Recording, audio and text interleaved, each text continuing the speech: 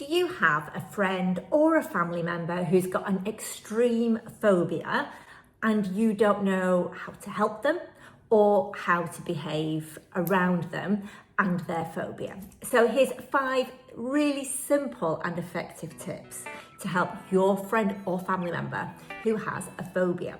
So the first thing is don't mock, don't tease, don't send them photographs. So many people that we meet, they tell us, I've got a phobia of frogs or I've got a phobia of snakes, and people at work or my friends, they'll just send me a picture over email or via text of the thing that I'm phobic to.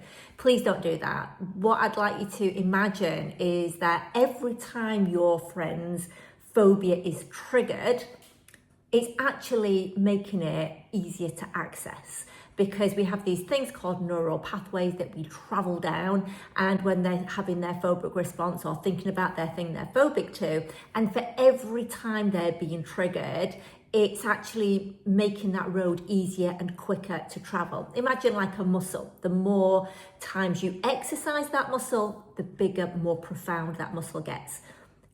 That's the same with a phobia. So please, please, please don't mock and don't tease. Number 2 is be understanding. Now, I know that's difficult because, even by definition, a phobia is an irrational fear. So it's hard for us to help rationalize something that is actually irrational.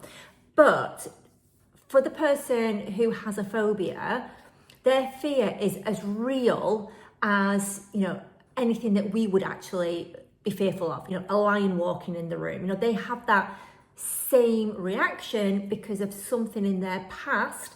They've attached their protection response, their fight or flight mechanism, to whatever it is they're phobic to, whether that be spiders, enclosed spaces, heights, vomit, driving on motorways, no matter what that is. So do be understanding, because I think that when you explain to them, look, I know that I don't quite get how you feel, but I understand how fear feels, and I'm really sorry that you feel that way.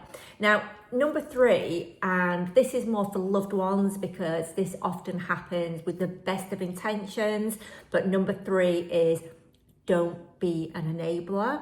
And what I mean by that is that if you enable that person to have that fear, well, I'll do that for you and I'll go there for you. What you're actually doing is you're making their world smaller, and you're stopping them addressing or having to face the fact that they have a problem that needs to be addressed. So what can you do? Well, instead of doing things for them, you might want to help them. And that's with the 4th point, and that is creating a fears versus facts list. I mean, literally write it down. So if, you're with your friend, get a piece of paper and put fear on one side, fact on the other.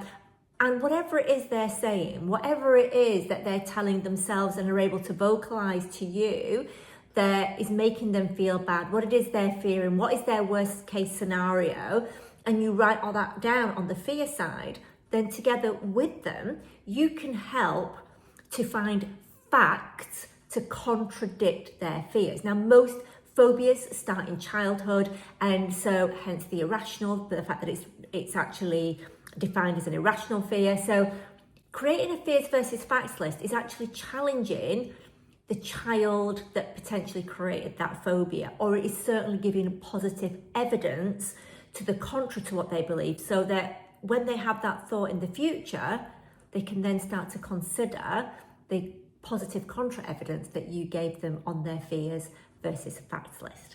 And finally, number 5, if you have a loved one who is really, really struggling with a phobia, please, please, please do encourage them to seek therapy. They can speak to their doctor, they can look to go privately, they may find groups, there's a lot of self-help online. We've got lots to help. We've got a book, Conquering Anxiety. We host masterclasses all over the country for anxiety, and if they'd like details, they can just email events@speakman.tv or take a look at our website, nik&eva.com/events.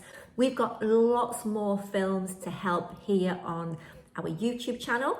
And whatever it is, whatever phobia it is that your friend has, whatever question that you might have, please do leave me a message and I'll either get back to you or I will create a film for that topic for you and for your friend to watch in the future. So I hope that those 5 tips are really helpful to you, that you found them interesting. Do take a look around our YouTube channel, do like and subscribe, and do share this film with other people who you think this would help. And I just want to say thank you for being so sweet and for caring about your friend or family member enough to want to watch this little film to be able to help them.